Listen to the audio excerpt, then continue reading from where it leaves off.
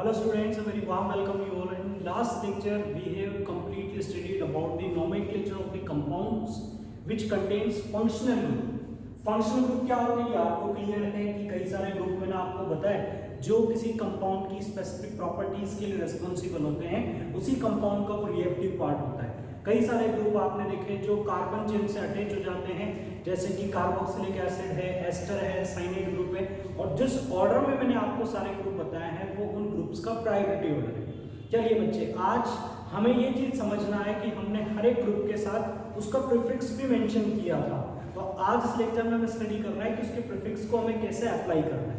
उसके प्रीफिक्स को कैसे अप्लाई करना है means today we will study about the nomenclature of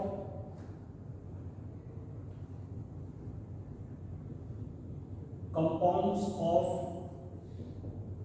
polyfunctional group, means जिसमें एक से ज्यादा फंक्शनल ग्रुप होंगे। हमें उस कंपाउंड का नोमेनक्लेचर स्टडी करना है जिसमें एक से ज्यादा फंक्शनल ग्रुप होंगे। जैसे कि एक सिंपल सा कंपाउंड में लेता हूं पहले, जिसमें दो COOH प्रेजेंट है, दो COOH प्रेजेंट है। एक कंपाउंड हमने लिया और दूसरा कंपाउंड हमने ये लिया। स्टार्टिंग करते हैं कार्बोक्सिलिक एसिड से। हमें इन दोनों कंपाउंड का नोमेनक्लेचर करना है, तो अब हम यहां पर देखते हैं कि सबसे पहले हमें ग्रुप के कार्बन को लेते हुए मेन कार्बन चेन का सिलेक्शन करना होता है। तो यहां पर जो मेन कार्बन चेन होगी ये होगी, जिसमें कितने कार्बन होंगे? 2 कार्बन होंगे। तो 2 कार्बन सेलेक्ट करने के बाद आपको कोई साइड चेन यहां पर नहीं मिली है, मींस कोई प्रीफिक्स नहीं आएगा। अब आप इसका नोमेनक्लेचर करें। 2 कार्बन के लिए आप वर्ड रूट लिखेंगे H, दोनों में सिंगल बॉन्ड तो आप लिखेंगे N इथेन 1,2 डाइओइक एसिड, या आप इथेन डाइओइक एसिड भी बोल सकते हैं कि दोनों COOH, एक फर्स्ट कार्बन होगा और एक सेकंड कार्बन होगा। बहुत ही आसान है बच्चों, बस फंक्शनल ग्रुप रिपीट हुआ तो आपने डाई ट्राई लगाना स्टार्ट कर दिया। ठीक है, सेम टाइप का group more than one time आता है तो आप डाई ट्राई लगा सकते हैं।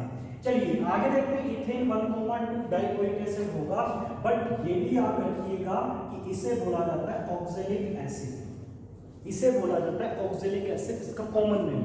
तो ऑक्सैलिक एसिड का फॉर्मूला यही होगा जो आपने इथेन डाइओइक एसिड का स्टडी किया है।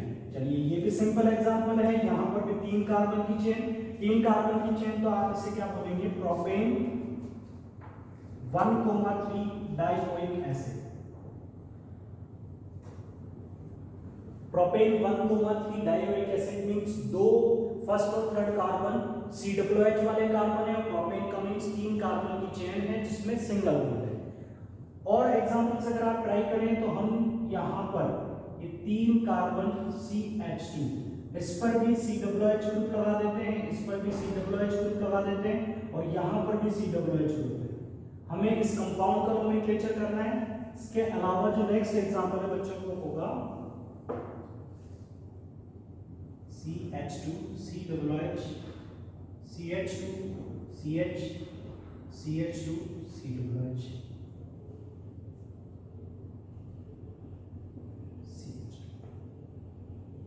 CH2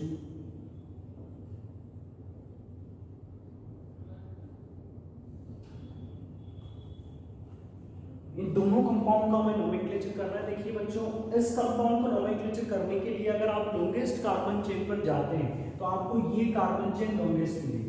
दोनों कंपाउंड में क्या डिफरेंस मैं बता देता हूं। दोनों कंपाउंड में 3 times same type function group repeat हुआ है। 3 बार एक ही फंक्शन ग्रुप आप देख रहे हो, COOH ग्रुप 3 बार यहां पर लिखा हुआ है दोनों कंपाउंड्स में। बट डिफरेंस ये है कि यहां पर जो तीनों फंक्शनल ग्रुप हैं वो डायरेक्टली चेन के कार्बन से अटैच्ड है, तीनों चेन के कार्बन से अटैच्ड है। बट यहां पर आप देखें कि ये ग्रुप है और इसके बाद ये कार्बन है, फिर ये मेन कार्बन चेन।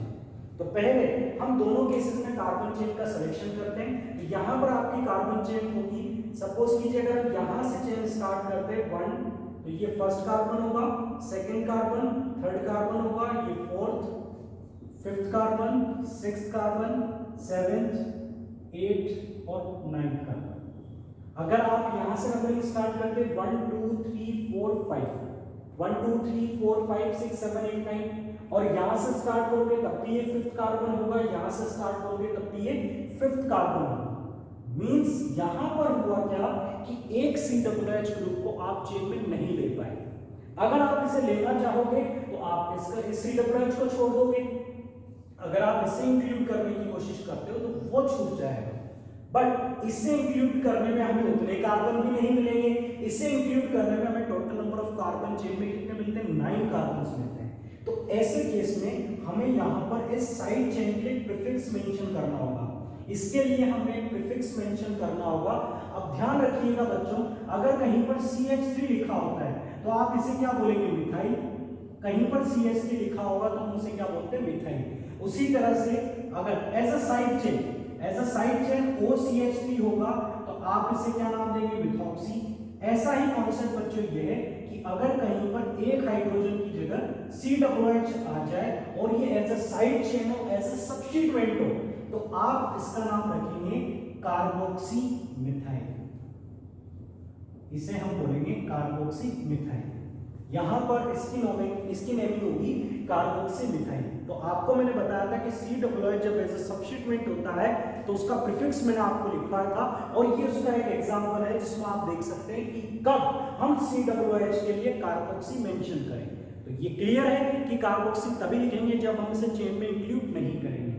चलिए, तो ये एग्जांपल तो हमारा सॉल्व हो गया कि फिफ्थ कार्बन पर एक सब्स्टिट्यूएंट है जिसका नाम हम पहले लिख देते हैं 5' इसका नाम है कार्बोक्सी मिथाइल। मींस हमने मिथाइल के एक हाइड्रोजन को हटाकर, कार्बोक्सी मिथाइल का मीनिंग क्या है कि आपने मिथाइल के एक हाइड्रोजन को हटाकर वहां पर कार्बोक्सी ग्रुप लगा दिया। कार्बोक्सी ग्रुप कौन सा है, COOH ग्रुप। अब आप पूरी चेन में काउंट कर रहे हैं, टोटल नंबर ऑफ कार्बन कितने हैं, 1 2 3, यहां पर है 4 5 9, टोटल 9 कार्बन की चेन आपके पास है। तो 9 कार्बन के लिए वर्ड रूट आप लिखेंगे नॉन, सब में सिंगल बॉन्ड है तो नॉनेन 1,9 डाइओइक एसिड। इस कंपाउंड का सिंपल नोमेनक्लेचर हो जाएगा। ये कंपाउंड केवल मैंने आपको इसलिए ये एग्जांपल इसलिए यहां पर करवाया ताकि आप कार्बोक्सी कब अप्लाई करना है उस चीज को समझ जाएं। ठीक है, साइक्लिक कंपाउंड अलग होंगे, बट अभी हम स्ट्रेट चेन कंपाउंड पे स्टडी कर रहे हैं नॉर्मल चेन में, तो इनमें कार्बोक्सी कैसे अप्लाई करना है वो आपको आना चाहिए। चलिए, अब ये वाला जो एग्जांपल है इसे देखिए। इस एग्जांपल में आप सबने सोचना स्टार्ट किया होगा कि जैसा सर ने अभी बताया, तो हम यहाँ पर 1 2 3 4 5 कार्बन की चेन ले लें और इसके लिए कार्बोक्सी लिख दें। तो बच्चों ये ओल्ड कॉन्सेप्ट है, पहले इसे कार्बोक्सी लिख दिया जाता था और इसे डाइओइक एसिड लिख दिया जाता था। लेकिन अकॉर्डिंग टू अपडेटेड रूल, अगर एक ही टाइप का फंक्शन ग्रुप 3 या मोर देन 3 टाइम किसी पर्टिकुलर कंपाउंड में आता है, तो आप देखिए कि वो तीनों ग्रुप अगर चेन से डायरेक्टली अटैच्ड हैं, तो आप तीनों को मेन कार्बन चेन में इंक्लूड मत कीजिए। तीनों को मेन कार्बन चेन में आपको इंक्लूड नहीं करना है। यहां पर मेन कार्बन चेन 1 2 3 ये 3 कार्बन की ही चेन होगी। समझिएगा मेरी बात को। According to updated rule of IUPAC nomenclature, अगर एक ही टाइप का फंक्शनल ग्रुप 3 या मोर देन 3 टाइम किसी पर्टिकुलर कंपाउंड में आता है और वो चेन से डायरेक्टली कनेक्टेड होता है, ये डायरेक्टली कनेक्टेड नहीं था, बीच में CH2 था, इसलिए हमने इसे कार्बोक्सी मिथाइल लिखा। लेकिन अगर ऐसा होता है तो आप तीनों ग्रुप को मेन कार्बन चेन में काउंट नहीं करेंगे, और उस केस में नोमेनक्लेचर में क्या चेंज करना है उस चीज को देखिए। आप 3 कार्बन के लिए वर्ड रूट लिखेंगे प्रोपेन, फिर 1 2 3 और फिर आप लिखेंगे ट्राई। अब क्या लिखेंगे ये देखना, ट्राई ओइक एसिड नहीं आएगा। ओइक एसिड कब आता है, जब ये कार्बन चेन में चला जाता है। तो यहां पर पूरा का पूरा COOH सेफ है और इसके लिए सफिक्स लिखना है, तो फिर यहां पर लिखा रहता है ट्राई कार्बोक्सिलिक एसिड। तो ये हो जाएगा propane try carboxylic acid, propane 1 2 3 try carboxylic acid या 1 2 3 propane try carboxylic acid. Clear है, कार्बोक्सिलिक एसिड लिखा हुआ है सफिक्स में, तो आप समझ जाइए कि वो उस COOH के लिए लिखा हुआ है जो कार्बन चेन में नहीं है, जो कार्बन चेन में नहीं है। तो यहां पर ये प्रोपेन 1 2 3 ट्राई कार्बोक्सिलिक एसिड होगा, ये 5 कार्बोक्सी मिथाइल नोनेन 1,9 डाइओइक एसिड। दो स्पेसिफिक कंपाउंड मैंने आपको बताया।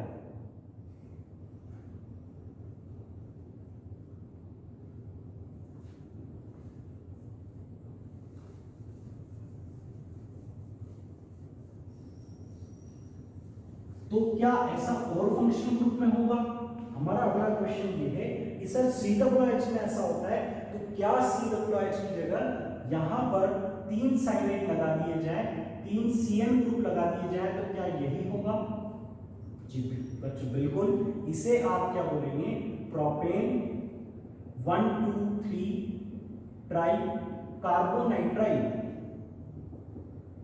अब आपको ध्यान होना चाहिए कि CN के लिए प्रीफिक्स साइन में होता है और सफिक्स नाइट्राइल होता है। ना तो हमने साइनो का यूज किया, ना हमने नाइट्राइल लिखा, हमने यहां पर क्या लिखा? कार्बोनाइट्राइल। यहां पर हमने क्या लिखा? कार्बोनाइट्राइल। ऐसा ही अगर एक और एग्जांपल ले लें, CH3 CH CH2, कार्बन ज्यादा भी हो सकते हैं, मैं 3 कार्बन ही ले रहा हूं बट ज्यादा भी हो सकते हैं, CHO CH2, तो आप इसे क्या बोलेंगे? Propane 1 2 3 tri carbaldehyde. तो ये स्पेशल सफिक्स होते हैं, ये स्पेशल सफिक्स होते हैं इन पर्टिकुलर फंक्शनल ग्रुप के।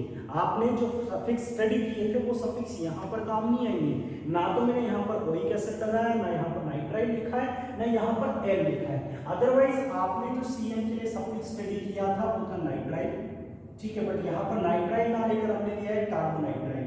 CHO के लिए सफिक्स आपने स्टडी किया था L, बट L नहीं लिखा हमने, यहाँ पर लिखा है कार्बोल्डिहाइड। उसी तरह से यहाँ पर बोरिक एसिड ना लिखकर हमने लिखा है कार्बोक्सिलिक एसिड। तो इन केसेस को ध्यान से समझिएगा, ये कुछ स्पेशल केसेस हैं जिनके लिए आपको अपने आप को प्रिपेयर करना है।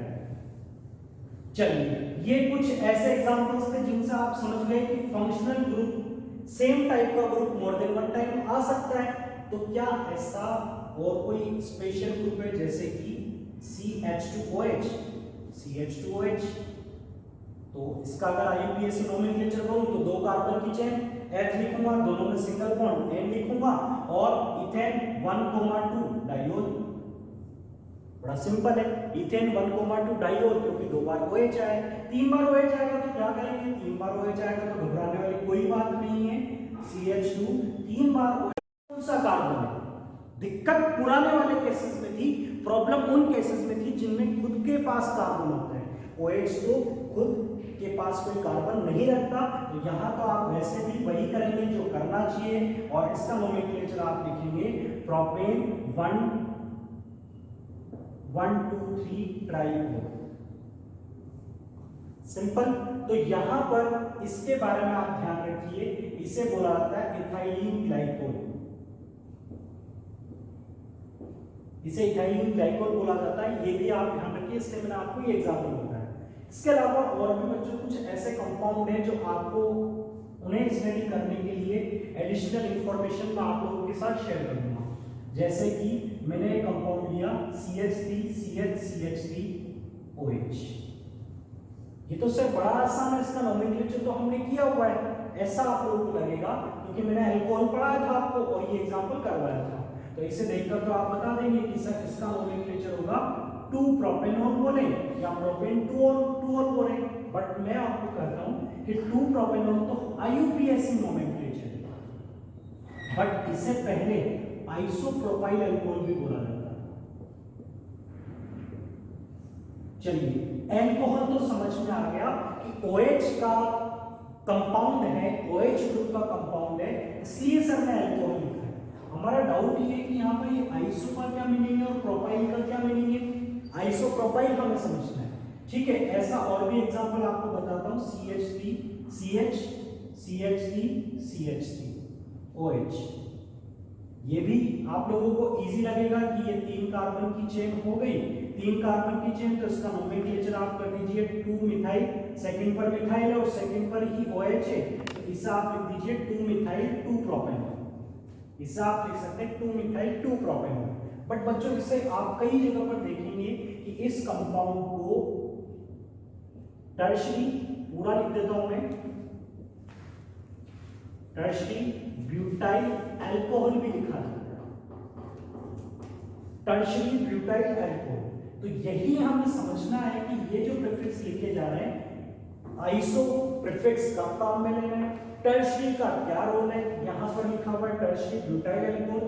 एक और मैं 4 कार्बन का अल्कोहल बनाता हूं, एक और हम 4 कार्बन का अल्कोहल बनाते हैं, CH3OH CH3।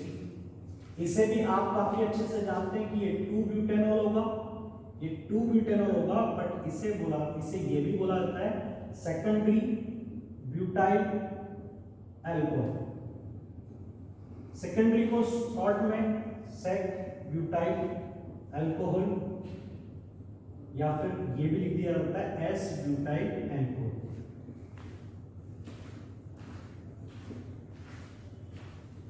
चलिए, तो हमने देखा कि टर्शरी भी लिखा होता है, कई जगह पर देखा भी होगा आपने, टर्शरी लिखा हुआ है, सेकेंडरी लिखा हुआ है, आइसो लिखा हुआ है। एक और पॉसिबिलिटी आपको बता देता हूं कि यहाँ पर CH3 CH3 और इस कार्बन का भी एक हाइड्रोजन कम करके CH2 लगाकर OH लगाएं, तो हमारे अकॉर्डिंग तो इसका नोमेनक्लेचर होगा 2,2 डाइमिथाइल प्रोपेन 1-O, बट इसे बोला जाता है नियोपेंटाइल अल्कोहल। तो ये नियो, आइसो, सेकेंडरी, टर्शरी, इसका मीनिंग हमें समझना है कि आइसो का मीनिंग क्या है, नियो का मीनिंग क्या है, सेकेंडरी और टर्शरी का मीनिंग क्या होगा। चलिए, एक और एग्जांपल आप देख लीजिए आइसो का CH3 CH3 CH2OH, इसे बोला जाता है आइसो ब्यूटाइल अल्कोहल।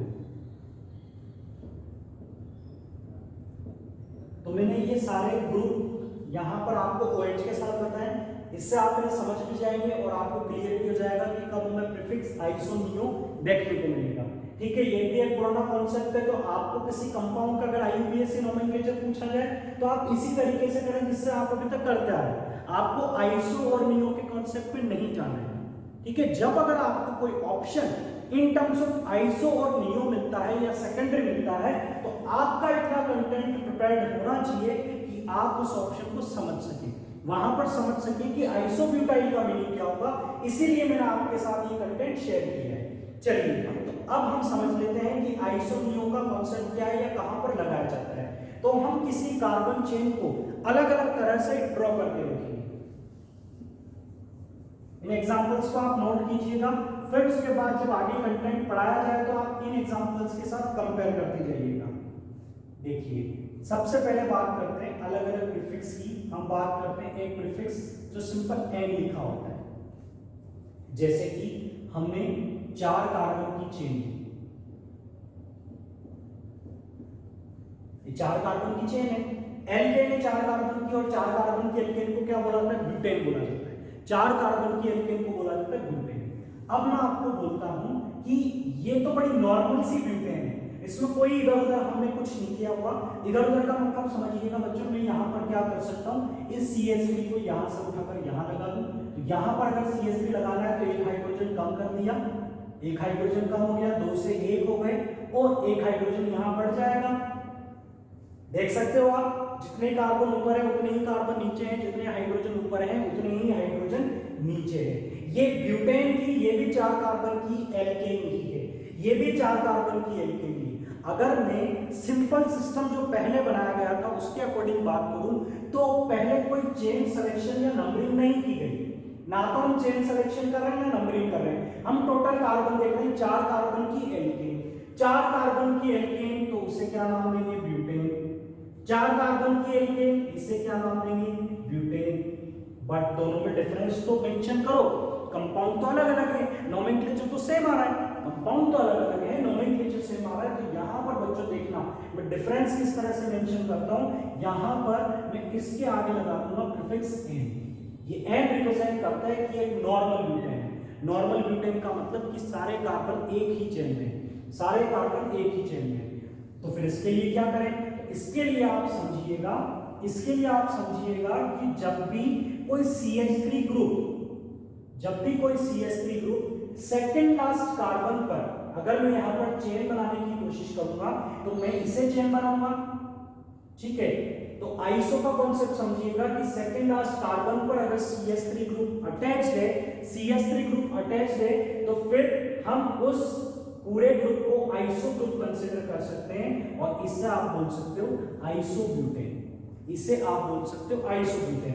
तो मैं आपको बता देता हूं कि आइसोब्यूटेन में आपको ये वाला पार्ट जो है ये वाला पार्ट कॉमन मिलेगा, जिसमें ये वाला पार्ट है और बाकी के सारे कार्बन एक ही चेन में है, तो आप उसे बोल सकते हैं आइसो कॉन्सेप्ट। लेकिन ऑक्टेन का कॉन्सेप्ट अलग है। आइसो ऑक्टेन में ये वाला रूल फॉलो नहीं होगा, वो एक एक्सेप्शनल केस है।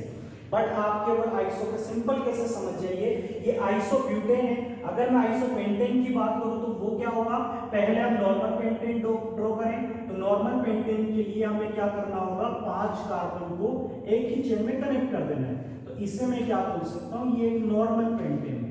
अब मैं क्या करूं, CH3 को एक सेकंड लास्ट कार्बन पर लगा दूं, CH3 CH CH3 CH2 CH2,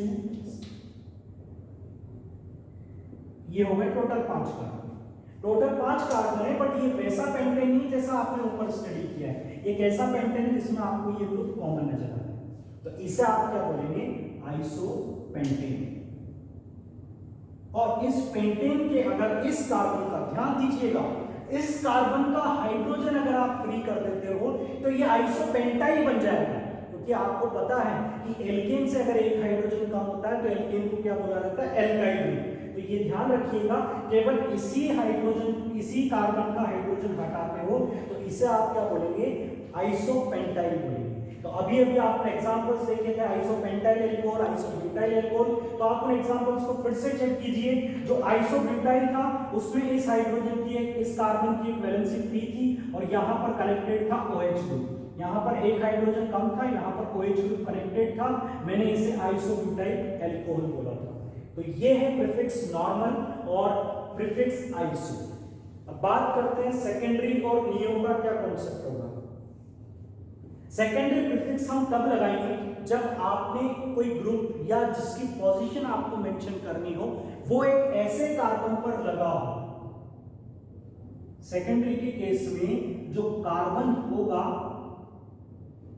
जिसे आप क्या बोल सकते हैं, जो कि 2 डिग्री कार्बन होगा।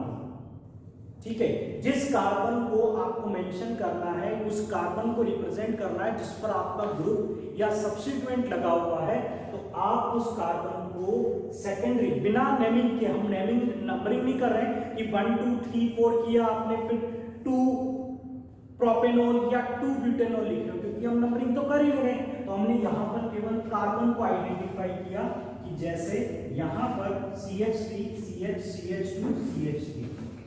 देखिएगा ये नॉर्मल ब्यूटेन है, ये नॉर्मल ब्यूटेन है। ठीक है, तीनों केसेस में यहां पर ड्रॉ कर देता हूं। अगर नॉर्मल ब्यूटेन में आप किसी टर्मिनल कार्बन का हाइड्रोजन कम करते हैं तो इसे आप क्या बोलेंगे, एन ब्यूटाइल बोलेंगे, क्योंकि एन ब्यूटेन था, इससे एक हाइड्रोजन यहां से हटाया तो ये क्या बन जाएगा, एन ब्यूटाइल बन जाएगा। आपने अगर इस नॉर्मल ब्यूटेन को ऐसे अरेंज किया और ऐसे अरेंज करने के बाद किसी टर्मिनल कार्बन का एक हाइड्रोजन हटा दिया तो आप इसे क्या बोलेंगे, ये आइसोब्यूटेन था, अब ये क्या बन जाएगा, आइसोब्यूटाइल। अब आपके माइंड में 2 क्वेश्चन बन चुके हैं कि सर आपने इस केस में इन दोनों में से किसी भी कार्बन से हाइड्रोजन हटाए, फर्स्ट एंड लास्ट दोनों में से किसी से भी हाइड्रोजन हटाए तो ये एन ब्यूटाइल बनेगा।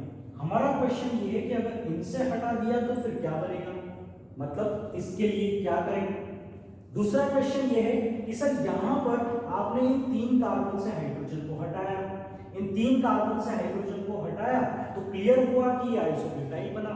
बट अगर मैं आइसोब्यूटेन के इस कार्बन के हाइड्रोजन को हटा दूंगा तो फिर उस एल्काइल ग्रुप का नाम क्या होगा, तो फिर उस एल्काइल ग्रुप का नाम क्या होगा। तो इसे मैं इस तरफ ड्रॉ कर देता हूं, CH3, इस कार्बन की आपने वैलेंसी फ्री की और CH3। तो हमने इन एल्केन से हाइड्रोजन निकाले हैं। ठीक है, ये एक अलग नोमेनक्लेचर में आप चले गए जिसमें आपने कोई नंबरिंग नहीं की, कोई चेन का सिलेक्शन नहीं किया, आपने टोटल कार्बन काउंट कर लिए और कुछ प्रीफिक्स लगा दिए जिससे आपको आइडिया लग गया कि उस कार्बन में, उस कंपाउंड में जितने कार्बन है उनका अरेंजमेंट कैसा है। आपने नॉर्मल ब्यूटेन लिखा तो आपने देखा कि सारे लीनियर चेन में, आपने आइसो लिखा तो आपको पता है कि सेकंड पर हमने CH3 लगाकर फिर चेन बनानी है और टोटल कार्बन ऐसे अरेंज कर रहे हैं।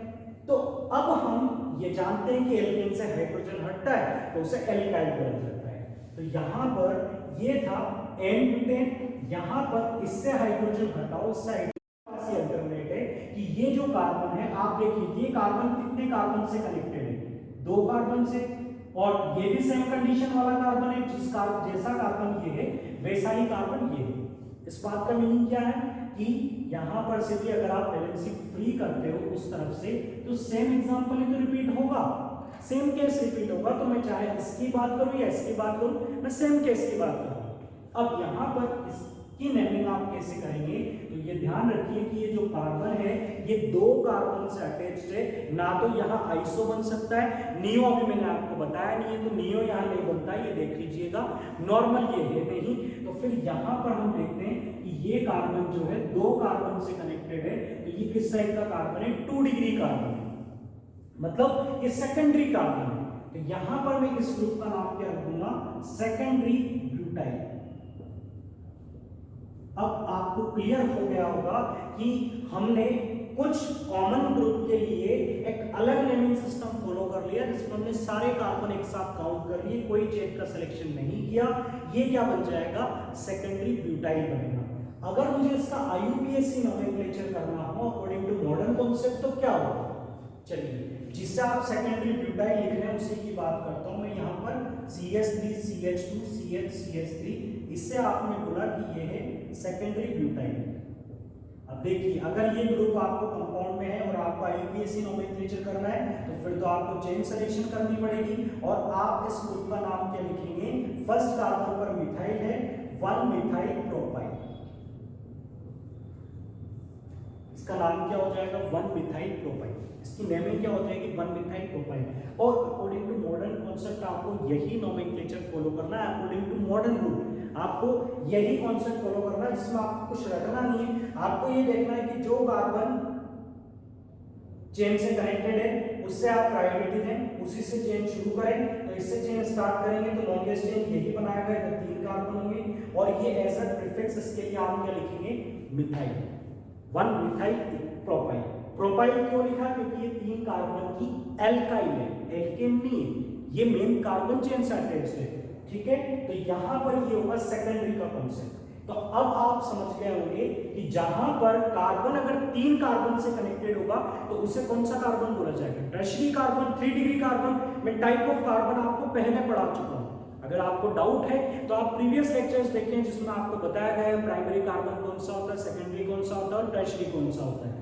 तो यहां पर आप इस एग्जांपल को भी समझ लें कि ये जो कार्बन है 3 कार्बन से कनेक्टेड है, इसी की वैलेंसी फ्री है, तो इसे 4 कार्बन का ब्यूटेन है तो ब्यूटेन से बना ब्यूटाइल, बट ये ब्यूटाइल जो है ये टर्शियरी टाइप का है, तो इसे आप बोलेंगे टर्शियरी ब्यूटाइल ग्रुप। इसे आप क्या बोलेंगे, tertiary butyl group, means 3 degree carbon की वैलेंसी फ्री है। तो इस टर्शियरी ब्यूटाइल में जो भी कनेक्टेड होगा वो कहां पर कनेक्टेड होगा, उस कार्बन पर जो कि कैसा होगा 3 डिग्री, मींस इस पर 3 CH3 ग्रुप इस तरह से कनेक्टेड होंगे। अब अगर इसे IUPAC के अकॉर्डिंग नेमिंग करना हो तो फिर आप क्या करेंगे, यहां से चेन स्टार्ट करेंगे, फर्स्ट कार्बन सेकंड कार्बन, और इसका नोमेनक्लेचर क्या बन जाएगा बच्चों, इस एल्काइल ग्रुप का नोमेनक्लेचर बन जाएगा। देखो नंबरिंग यहीं से शुरू करनी है जो डायरेक्टली कनेक्टेड है, ठीक है। मेन कार्बन चेन ऊपर हो, मेन कार्बन चेन से ये कार्बन कनेक्टेड है, तो फिर यहां पर आप इसे क्या बोलेंगे 1,1 डाइमिथाइल इथाइल। चलिए इसके लिए मैं आपको एक एग्जांपल बता देता हूं तो आपको क्लियर हो जाएगा। सेकेंडरी आपको clear, iso clear, normal clear, neo बचा हुआ। पहले हम टर्शियरी ब्यूटाइल का एक एग्जांपल देख लेते हैं कि कब आपको टर्शियरी ब्यूटाइल लिखना है या कब आप 1,1 डाइमिथाइल इथाइल लिख सकते हैं। CH3 CH2 CH2 CH CH3 CH3 CH3। सबसे पहले चेन का सिलेक्शन करें। अगर आपको इस कंपाउंड का IUPAC नोमेनक्लेचर करना है तो सबसे पहले चेन का सिलेक्शन करें। तो यही मेन कार्बन चेन मुझे और आपको नजर आ रही है, जिसमें टोटल नंबर ऑफ कार्बन कितने 1 2 3 4 5 6 7, टोटल 7 कार्बन की चेन है। अगर आप 1 2 3 4 नीचे जाते हैं तो 6 कार्बन की ही चेन होती है, मींस बाकी अदर कंडीशंस में 6 ही कार्बन हमें मिल पा रहा है, 7 कार्बन की एक ही पॉसिबिलिटी है, तो जिसमें मैक्सिमम है वही आपकी मेन कार्बन चेन है। दूसरा स्टेप आप इसकी नंबरिंग करेंगे। नंबरिंग कहां से करेंगे, जहां से साइड चेन क्लोज हो, ये साइड चेन है, ये साइड चेन है, तो इधर से किसकी पोजीशन 4th है, उस तरफ से भी 4th है, तो आप दोनों में से किसी भी साइड से नंबरिंग कर सकते हैं। 1 2 3 4, 5th carbon, 6th and 7th। चलिए, तो अब तक आपको जो साइड चेन मिलती थी वो बड़ी सिंपल सी होती थी कि साइड चेन आपको कैसे मिल जाए, 3 कार्बन कनेक्टेड हो एक साथ, ऐसी साइड चेन मिल जाए, आपको ऐसी साइड चेन मिल जाती थी CH2 CH3, तो आप बहुत अच्छे से इसे मिथाइल बोलते थे, इसे मिथाइल, इसे हम बोलते थे इथाइल और इसे बोलते थे प्रोपाइल।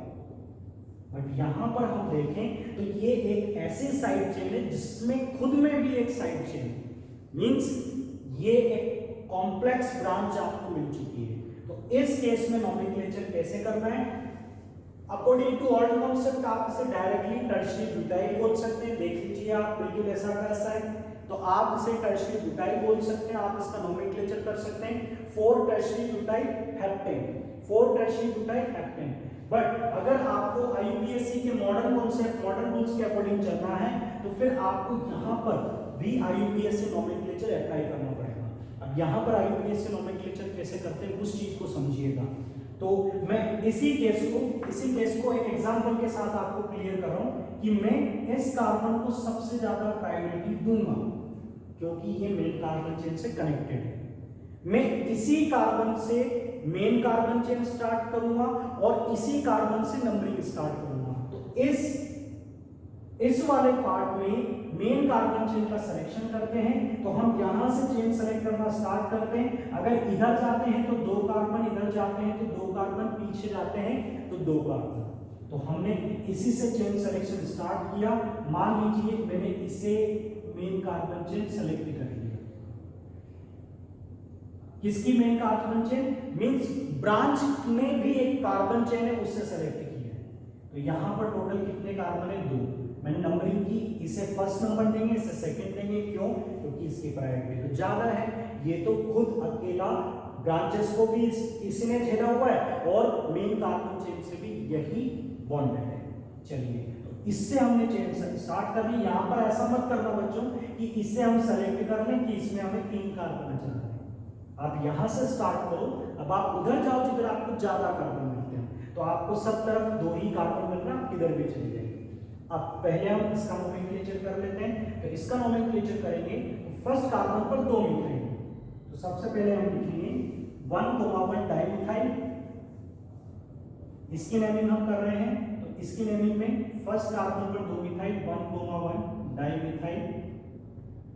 अब 2 कार्बन बचे, तो 2 कार्बन के लिए वर्ड रूट क्या होता है, H। अब मेन कार्बन चेन के 2 कार्बन है, तो आपको क्या लगेगा कि 2 कार्बन की चेन है, तो सर इथेन लिख दीजिए क्योंकि दोनों में सिंगल बॉन्ड है। अब मैं आपको बोलूंगा कि दोनों में सिंगल बॉन्ड तो है, कार्बन की एक वैलेंसी फ्री होती है, तो फिर N हटकर वहां पर क्या बन जाता है, YN बन जाता है। तो आपको चीजों को थोड़ा अच्छे तरीके से समझना होगा। आप केवल यह आदत मत डालिए कि इथाइल का मतलब आपको यही नजर आएगा तब आप नाम इथाइल लिखेंगे। ठीक है, इथाइल का कोई डेरिवेटिव भी हो सकता है। इथाइल के हाइड्रोजन कम हो गए, बट है तो 2 कार्बन सिंगल बॉन्ड और एक वैलेंसी फ्री है। तो किसी भी एल्केन की अगर ऊपर कोई चेन नहीं होती तो यहाँ पर इसे इथेन बोलते, बट यहाँ पर एक हाइड्रोजन कम है, किसी कार्बन चेन का, एल्केन का एक हाइड्रोजन कम होता है तो उसे क्या बोला जाता है, एल्काइल बोला जाता है। तो ये बन गया 1,1 डाइमिथाइल इथाइल। इस पूरे कॉम्प्लेक्स ब्रांच का आपने नाम लिखा है। अब आप इस कंपाउंड का नोमेनक्लेचर कर सकते हैं कि 4th पर एक साइड चेन है 4 डैश, और ये एक साइड चेन नॉर्मल नहीं है, तो इसे आप ब्रैकेट में बंद करें 1,1 डाइमिथाइल इथाइल हेप्टेन। ये इस कंपाउंड का IUPAC नोमेनक्लेचर होगा। तो पहले यहां पर 4 टर्शियरी ब्यूटाइल हेप्टेन लिख दिया जाता था, बट अगर आपको प्रॉपर नोमेनक्लेचर फॉलो करना है तो आप बेटर है इसी तरीके से करें। चलिए, तो हम चल रहे थे फंक्शनल ग्रुप में, और फंक्शनल ग्रुप से हमने आइसो और नॉर्मल को भी समझ लिया। लास्ट केस नियो कब लगाना है उसे भी देख लेते हैं। सेकेंडरी कब लगता है वो भी आपको क्लियर है, और टर्शियरी कब लगता है ये भी आपको क्लियर है। तो अब आपको एग्जाम में कुछ भी दिया जाए या तो आप समझ लें या रट लें कि आइसोप्रोपाइल क्या होगा, आइसोब्यूटाइल क्या होगा, आइसोपेंटाइल क्या होगा, n butyl n propyl, secondary butyl क्या होगा, सब आपको क्लियर होना चाहिए। सेकेंडरी पेंटाइल क्या होगा ये आपको क्लियर होना चाहिए। चलिए नेक्स्ट केस जो है नियो। देखो आइसो में आपने क्या देखा कि जो सेकेंड लास्ट कार्बन है इस पर एक CH3 लगा हुआ है, यहां पर सेकेंड लास्ट पर आपको 2 CH3 ग्रुप मिलेंगे। किसके केस में? नियो के केस में। कैसा? एक एग्जांपल देख लेते हैं।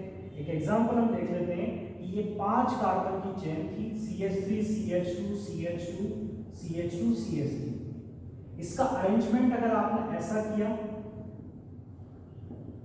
CH2 CH3, इसी को अगर हम इस तरह से अरेंज कर दें, देखिए ये 3 अरेंजमेंट पॉसिबल है 5 कार्बन की एल्केन के। 5 कार्बन की एल्केन को मैं 3 तरीके से अरेंज कर सकता हूं। अब समझिए और कोई पॉसिबिलिटी नहीं है। आप मुझे ये मत बोलिएगा कि सर हम यहां पर ऐसा भी तो कर सकते हैं, इस CH3 को यहां पर लगाने से अच्छा है सीधा यहां पर लगा दें, ठीक है।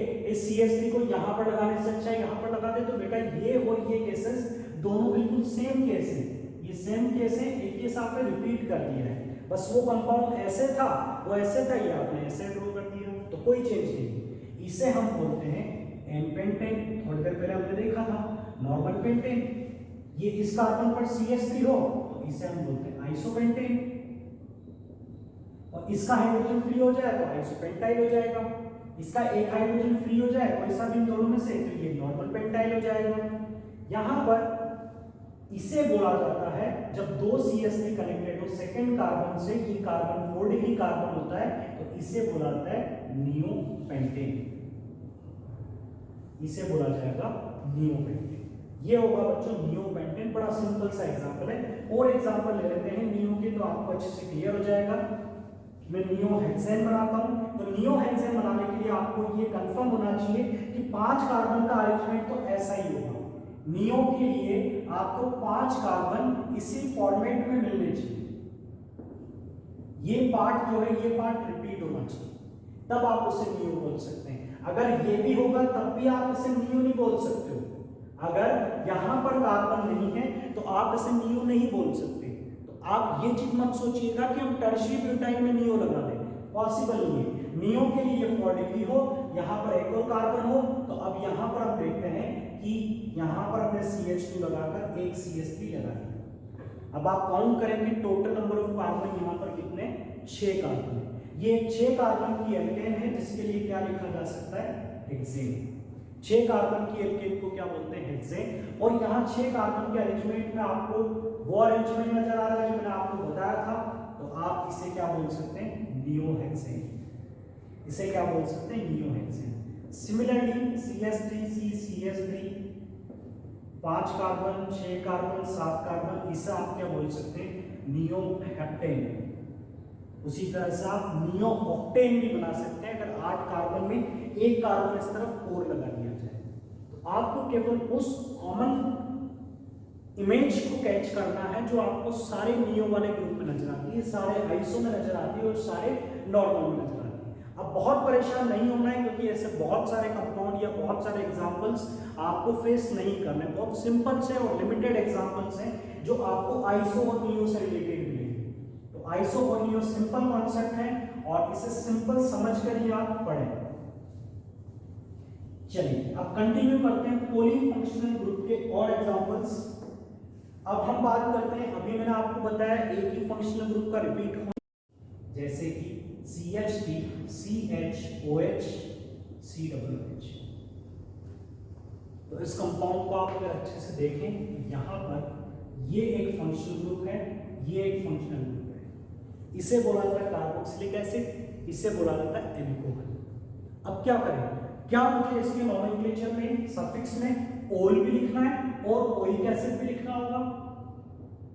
बिल्कुल नहीं। आपको सफिक्स तो एक ही लिखना है, आपको सफिक्स तो एक ही लिखना है, दो नहीं लिखने हैं। तो तो फिर क्या अल्टरनेट है? अल्टरनेट ये है कि आप दोनों ग्रुप को कंपेयर करें। कंपेयर करने का मतलब किस चीज को कंपेयर करें? इनके प्रायोरिटी। आप देखें कि मैं दोनों ग्रुप में से ज्यादा प्रायोरिटी किसकी होगी, कार्बोक्सिलिक एसिड की ज्यादा प्रायोरिटी है या फिर अल्कोहल की ज्यादा प्रायोरिटी। अब आपको प्रायोरिटी कैसे पता चलेगी? उसके लिए आप पुराना वाला वीडियो देखें कि जिस सीक्वेंस में मैंने आपको फंक्शनल ग्रुप पढ़ाए हैं वो प्रायोरिटी ऑर्डर है। सबसे पहले मैंने आपको कौन सा फंक्शनल ग्रुप पढ़ाया था? COH। मींस इसकी प्रायोरिटी सबसे ज्यादा है, इसकी प्रायोरिटी सबसे ज्यादा है, तो इसे आपने सेलेक्ट किया और इसे आपने रिजेक्ट किया। मींस ओइक एसिड लिखना होगा और ओल नहीं लिखना है, हमें ओल नहीं लिखना, हमें ओइक एसिड लिखना है।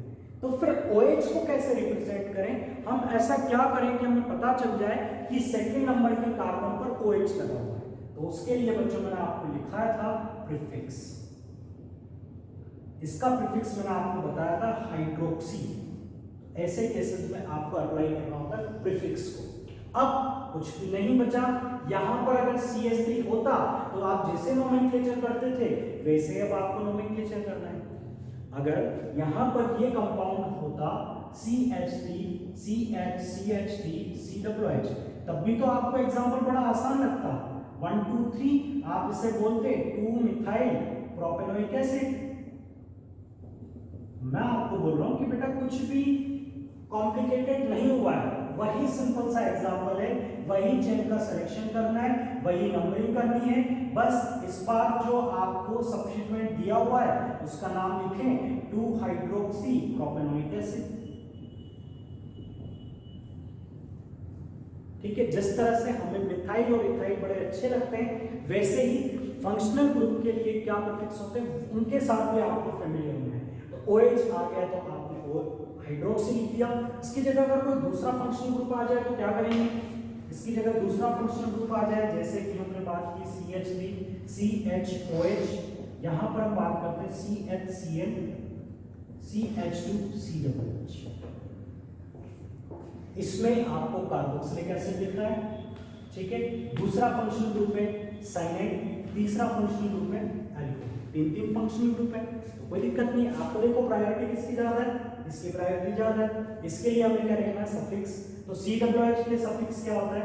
Oic acid. बाकी के लिए प्रीफिक्स। तो OH के लिए प्रीफिक्स क्या लगते हैं? हाइड्रोक्सी। और CN के लिए साइन। ऐसा मत सोचिएगा कि CN फंक्शनल ग्रुप है तो मैं CN के कार्बन को चेन में काउंट करूं, ऐसा बिल्कुल नहीं सोचना है कि CN फंक्शनल ग्रुप है तो हम CN के कार्बन को चेन में काउंट करने की कोशिश करें। ठीक है, CN के कार्बन को आप चेन में काउंट करेंगे तो आपकी चेन शॉर्ट हो जाएगी, OH आप इस कार्बन को काउंट नहीं कर पाएंगे।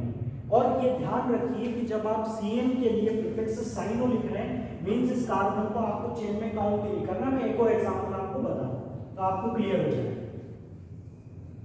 पहले हम इसका नोमेनक्लेचर कर रहे हैं कि CN के कार्बन का क्या लॉजिक है वो अभी मैं आपको बताऊं।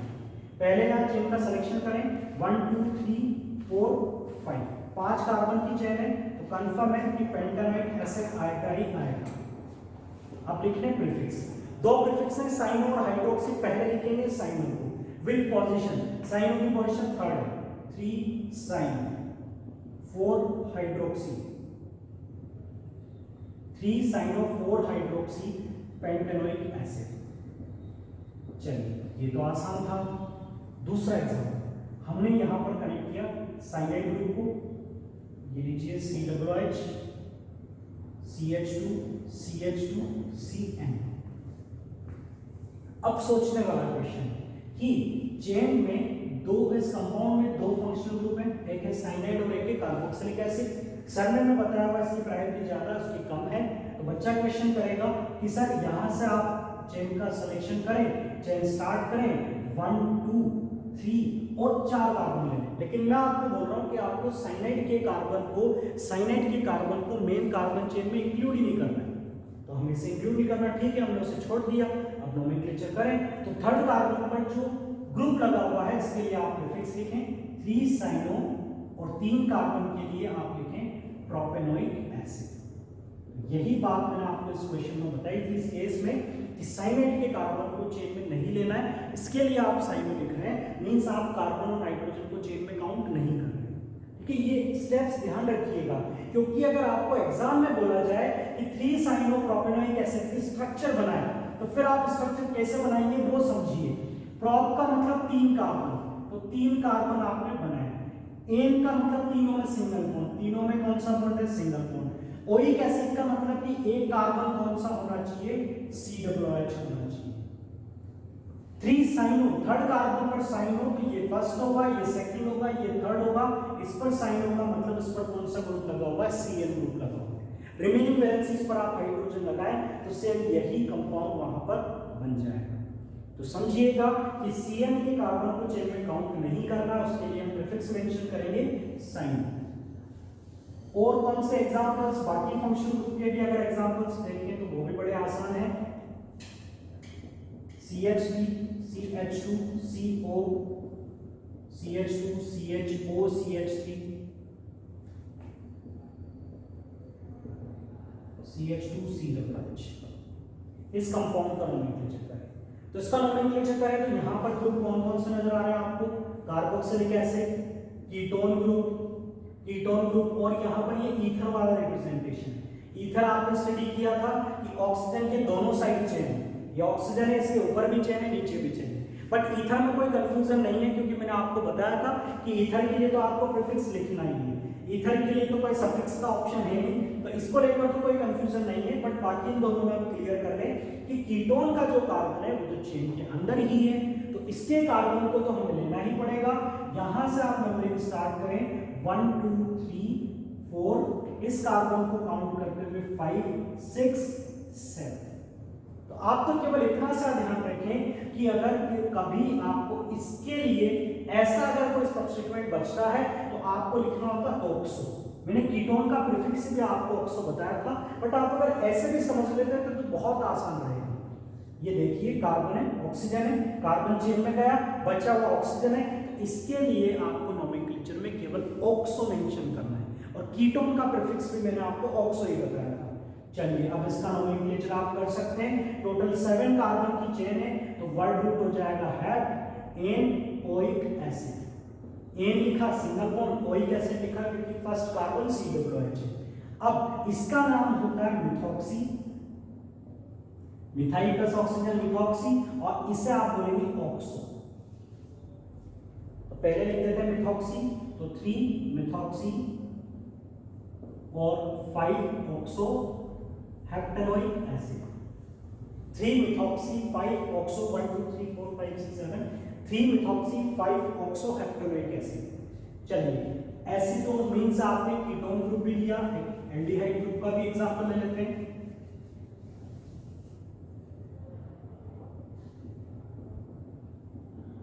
CH2 CH2 CH3, 1 2 3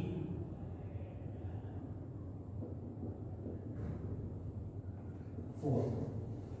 2 functional group है बच्चों यहां पर, ये है फंक्शनल ग्रुप कार्बोक्सिलिक एसिड, ये है कीटोन, ये है कीटोन। अब हाइड्रोकार्बन चेन है तो कार्बन के साथ हाइड्रोजन है, हाइड्रोजन को लेकर हमें कोई चिंता नहीं है। इसके लिए आप सफिक्स मेंशन कर देंगे ओइक एसिड। अब आ चुका है एल्डिहाइड, तो हमारे माइंड में क्वेश्चन ये है कि इसके हमने 2 प्रीफिक्स देखे थे, फॉर्मिल लिखें या ऑक्सो लिखें। यहां पर आप ऑक्सो को सेलेक्ट करें, फॉर्मिल को सेलेक्ट ना करें। क्यों ऑक्सो क्यों लिखना है, क्योंकि अभी अभी मैंने आपको बताया था कि सारे कार्बन चेन में चले जाएं और ये अरेंजमेंट बच जाए, केवल एक ऑक्सीजन बचा हुआ हो, तो उसके लिए आप क्या प्रीफिक्स लिखें, ऑक्सो लिखें। तो फिर फॉर्मिल कब काम में लेना है, फॉर्मिल तब काम में लेना है जब आप इस ग्रुप को चेन में काउंट ना करें।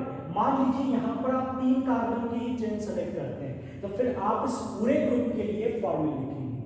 जैसे कि आप कंप्लीट CN के लिए क्या लिखते हो, साइनो लिखते हो, वैसे फॉर्मेट जो है वो कंप्लीट CHO के लिए आएगा। अकेला ऑक्सीजन है तो ऑक्सो है। इसीलिए अब आपका एक डाउट क्लियर हो गया कि हमने कीटोन के लिए भी ऑक्सो लिखा और एल्डिहाइड के लिए भी ऑक्सो लिखा, क्योंकि देखो दोनों अरेंजमेंट सेम हो गए ना। अगर ये सारा पार्ट चेन में चला जाता है तो फिर यहाँ पर ये ऑक्सीजन बचा हुआ है, और यहाँ पर भी अगर ये चेन में चला जाता है तो ये ऑक्सीजन ही बचा हुआ है। इसलिए दोनों के अंदर सेम प्रीफिक्स वर्क करता है, ऑक्सो। चलिए इसका नोमेनक्लेचर कर सकते हैं, 4 ऑक्सो, 4 कार्बन है तो आप इसे बोलेंगे ब्यूटेनोइक एसिड। अगर आपको ऑप्शन में ऐसा मिल जाए 3 फॉर्मिल प्रोपेनोइक एसिड, आपको ऑप्शन में ये इस तरह से मिल जाए 3 फॉर्मिल प्रोपेनोइक एसिड, तो आप समझ जाइए कि यहाँ पर फॉर्मिल लिखा है मतलब ये CHO के लिए लिखा हुआ है, और ये कार्बन जो है चेन में काउंट नहीं है। अगर फॉर्मिल लिखा हुआ है तो आप समझ जाए कि ये फॉर्मिल CHO ग्रुप के लिए लिखा हुआ है, और CHO मींस एल्डिहाइड ग्रुप, इसके कार्बन को चेन में काउंट नहीं किया है। चेन कितने कार्बन की है? 3 कार्बन की है। यहाँ पर मैंने ऑक्सो लिखा है, मतलब ग्रुप वैसा भी हो सकता है, मैंने कार्बन जो है 4 कार्बन में जो 4th वाला कार्बन है उस पर डबल बॉन्ड ऑक्सीजन लगाना है। इसका मीनिंग क्या है कि आप ब्यूट का मतलब 4 कार्बन लें, ओइक का मतलब एक कार्बन को COOH बना दें, वहां से नंबरिंग करें, और 4th वाला जो कार्बन है उसे ऑक्सो बना दें, मींस उस पर डबल बॉन्ड ऑक्सीजन लगा दें। अब बची हुई वैलेंसीज पर हाइड्रोजन लगा दो। इसकी कोई वैलेंसी फ्री नहीं है, इसकी कितनी वैलेंसीज फ्री है? 2, तो इसके पास कितने हाइड्रोजन आ जाएंगे? 2 हाइड्रोजन। इसके पास कितने हाइड्रोजन होंगे? 2, इसके पास कितना हाइड्रोजन आ जाएगा? 1। तो वही कंपाउंड यहां पर आपने देख लिया। तो डिपेंड करता है आप नेमिंग किस तरह से करते हो। अगर आपने प्रॉपर रूल्स के साथ नोमेनक्लेचर किया है तो आप सेम स्ट्रक्चर ड्रॉ करोगे जैसी स्ट्रक्चर आपको क्वेश्चन में दी हुई है। तो कभी अगर आपको डाउट होता है तो आप फिर से उसे वेरीफाई कर सकते हैं। तो ये थे aldehyde group, ketone group present हो तो हमें प्रीफिक्स किस तरह से लगाएंगे। तो आप इस तरह से नोमेनक्लेचर की प्रैक्टिस करें। सारे डिफरेंट जो फंक्शनल ग्रुप है उन्हें आप किसी अदर प्रायोरिटी वाले फंक्शनल ग्रुप के साथ एक ही कंपाउंड में रखें और कंपेयर करें इसकी प्रायोरिटी ज्यादा है, प्रीफिक्स लगाए, सफिक्स लगाए, और अपने कॉन्सेप्ट को स्ट्रॉन्ग करें। एक जो लास्ट बचता है कि एस्टर ग्रुप मैंने नहीं लिया है, उससे भी देख लेते हैं। ठीक है, एस्टर ग्रुप पहले थोड़ा कॉम्प्लिकेटेड केस है, इसे पहले समझ लें। एस्टर का अरेंजमेंट ऐसा होता है। इसके लिए मैंने आपको प्रीफिक्स बताया था एल्कोक्सी कार्बोनिल या एल्केनोइल ऑक्सी। तो समझ लेते हैं कि कौन सा प्रीफिक्स किस केस में लगाया जाएगा। एल्कोक्सी कार्बोनिल कब लगेगा और एल्केनोइल ऑक्सी कब लगेगा। तो इसके 2 अलग अलग एग्जांपल ले लेते हैं। CH3 COO CH2 CH2 COOH। ये रहा एस्टर ग्रुप, ये रहा इससे ज्यादा प्रायोरिटी का ग्रुप कार्बोक्सिलिक एसिड, क्योंकि इससे ज्यादा प्रायोरिटी लगाओगे तभी तो आप इसके लिए प्रीफिक्स लिखोगे।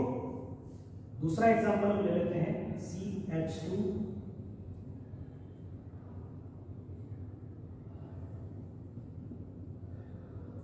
CO CH2 CH2 COOH।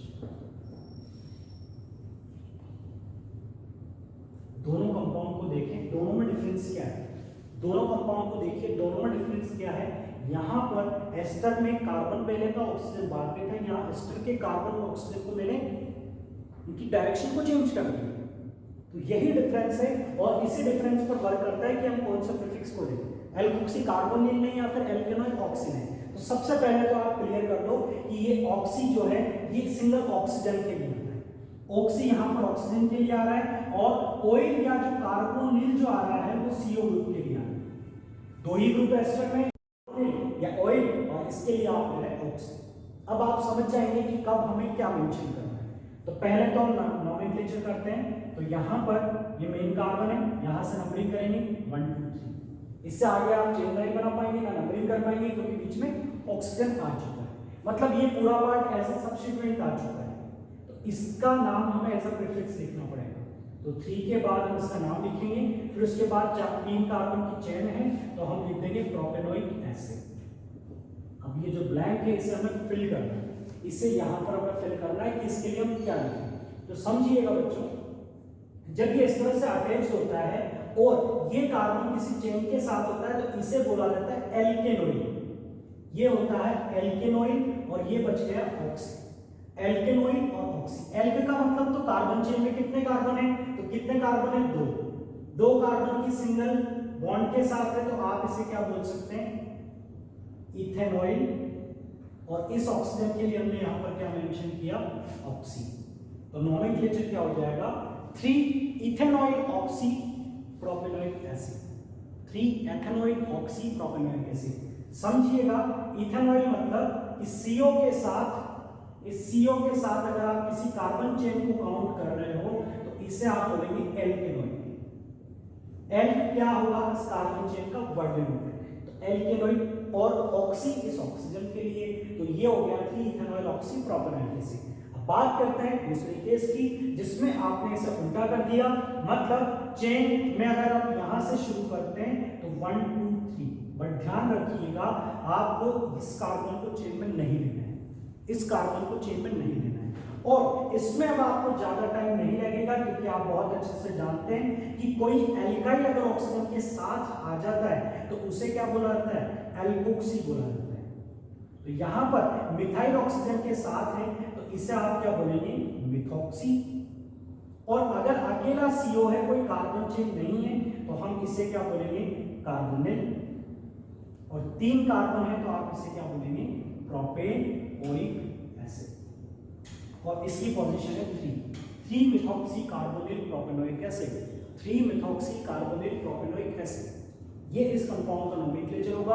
और 3 इथेनॉइल ऑक्सी प्रोपेनोइक एसिड ऊपर वाले कंपाउंड का नोमेनक्लेचर होगा। तो आप इस तरह के कंपाउंड्स की प्रैक्टिस करें, नोमेनक्लेचर की प्रैक्टिस करें, ठीक है। यही सिंपल, हमने काफी टिपिकल लेवल के केसेस भी स्टडी कर लिए हैं जो आपसे 9th 10th या 9th 10th पर होने वाले कॉम्पिटिटिव एग्जाम में नहीं पूछे जाएंगे। सो स्टूडेंट्स, आप और भी अच्छे अच्छे एग्जांपल्स ड्रॉ करें और उनकी प्रैक्टिस करें। ये था नोमेनक्लेचर, पूरी तरह से कंप्लीट हो चुका है। अब नेक्स्ट लेक्चर में हम स्टार्ट करेंगे homologous series and isomerism. Okay, thank you very much.